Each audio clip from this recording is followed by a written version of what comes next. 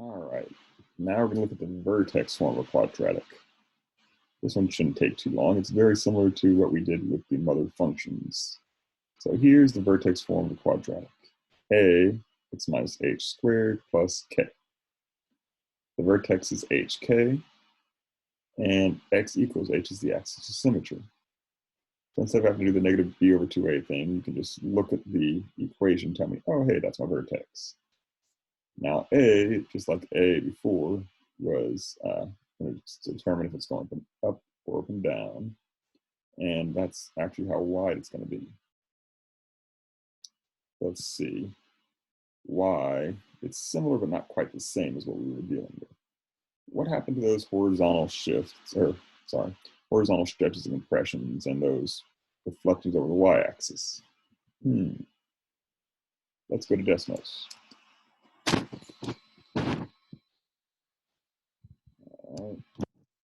X squared.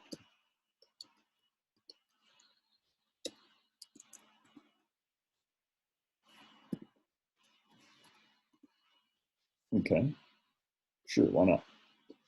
Now, if we look at this, there's nowhere for a horizontal stretch compression. So what happens in its stead? Well, I can rewrite this as, well, a half squared is a fourth, right? And x times x is x squared. Let's see. What is a fourth x squared? Oh, it's the same. Notice it is the same graph. That's why we can get by just one number being multiplied to this thing.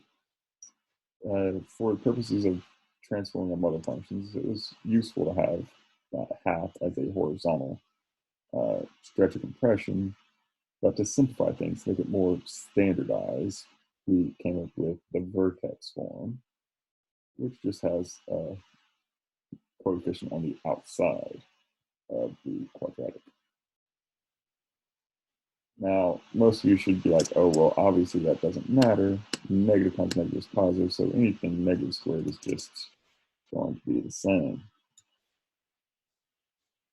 Negative x squared is, of course, the same as just x squared. The negative cancels out when you square it. That's why I don't have to worry about a reflection over the y-axis, because it just lands on itself. Okay.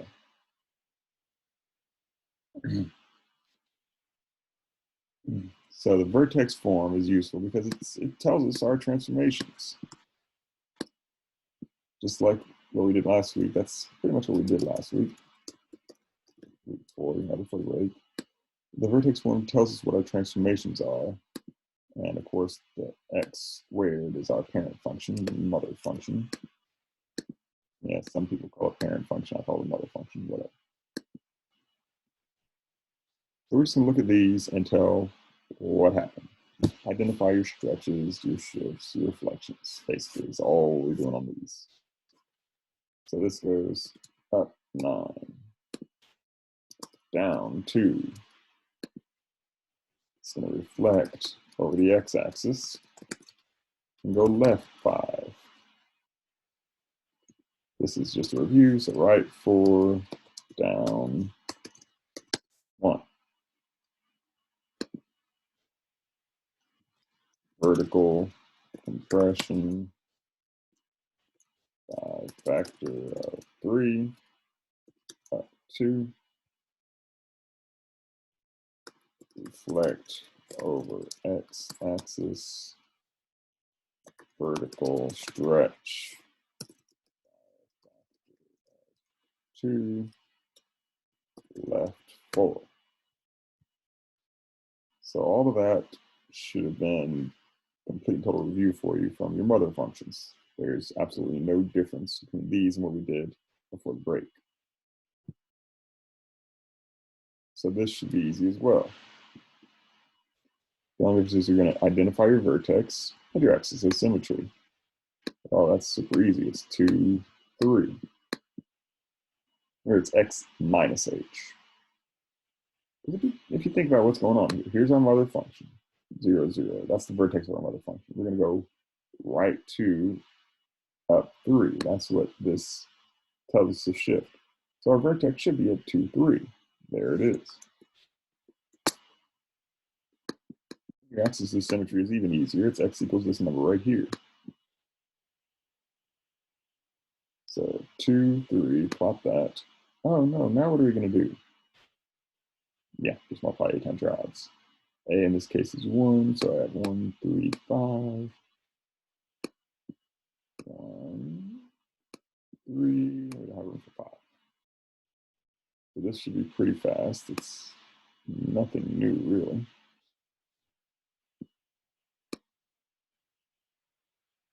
And there it is. I'm not going to worry about counting range. Forget it. You can see it. Domain's all real numbers. Range is 3 to infinity. Include 3.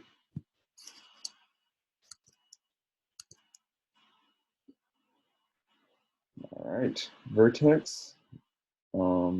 There's, if you notice, nothing in no parentheses here, right? So there's nothing in parentheses. So my x is 0. -4 for the y.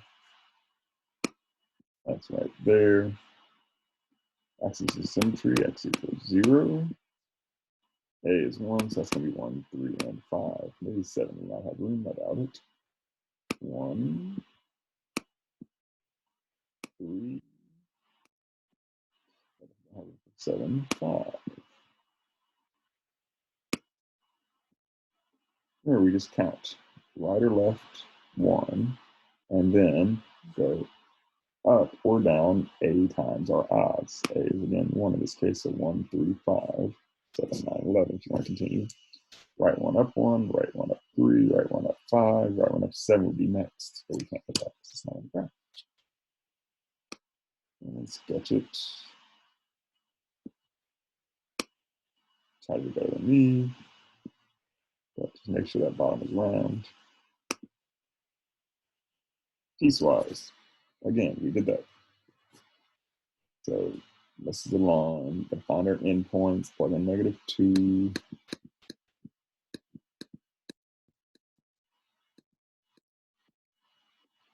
That's going to give you a 1 minus 6 is -5. Plot that. It doesn't include it. -2, -5, open circle. Slope is -0.5, so I'm going to go down, well, actually I'm going to go up 1, left 2. I need to have, I need to go to the left.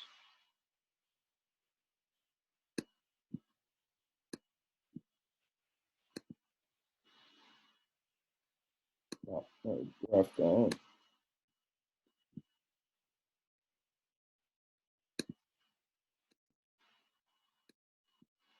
On that one. This is the same exact thing. Quadratic, so very first thing we want to do is find our endpoint, just plug it in.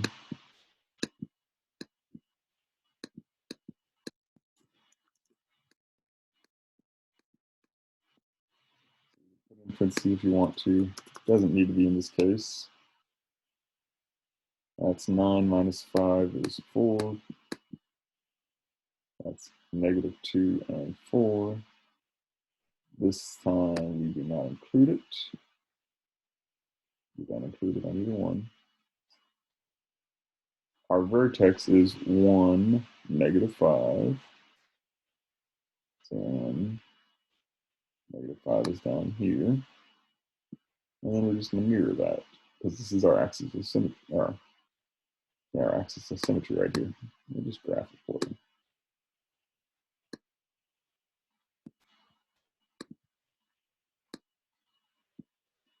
So if I know I have this dot right here, if I go over 1, 2, 3, I have 1, 2, 3, I have this dot right here as well. That's another way you could do it.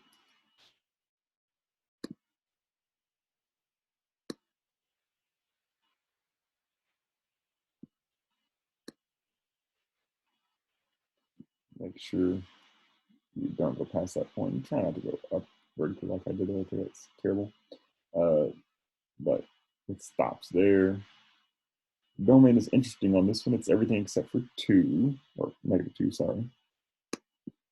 Negative infinity to -2, parentheses, union, -2 to infinity.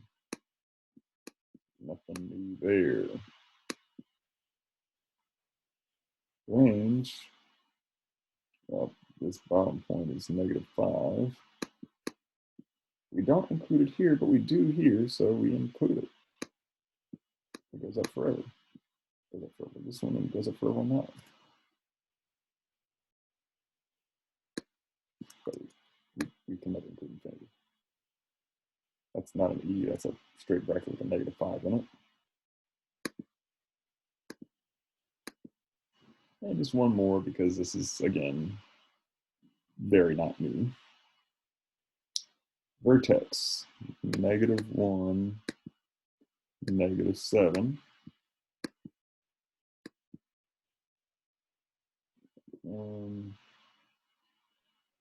-7.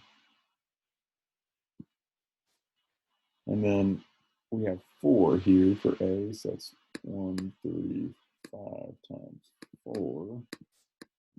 I don't know how many of these are going to get, maybe not anything other than the first one. Yeah. Can't go up 12. Well, maybe. 3, 6, 9. Oh, not quite.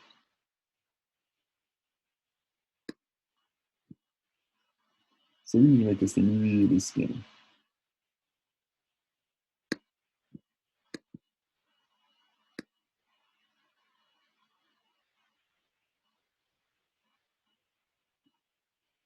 So I'm going to try not to cross.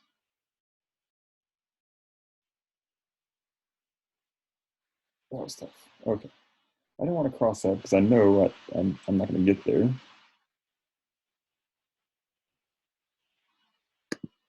I don't expect it to be perfect from anybody. But don't do this. That's obviously not correct since we can go up to 12. Maybe right about here, just above the grid. Close to it, but don't cross it if you can help it. Also, don't go straight on it, like I'm about to do here. Yeah. Good enough.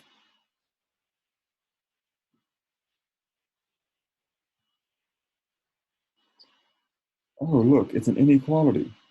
We do include it, so I'm not going to make it dotted. We need a shade. Does 0, 0 work? 0 greater than -7? Yes, it is. So I'm going to shade that.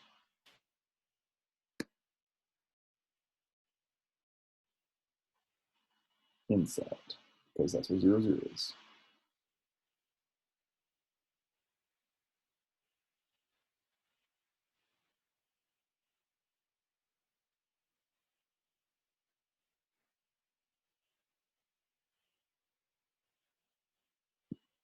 And let's look at decimals just for a second.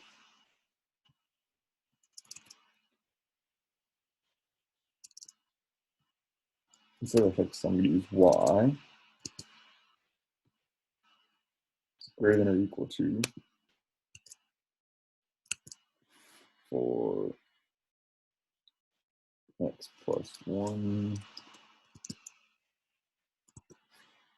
squared minus 7. And you can see that, yes, decimals tells you where to shade. So if you're desperate and can't figure out how to plug in a number, you can always use decimals.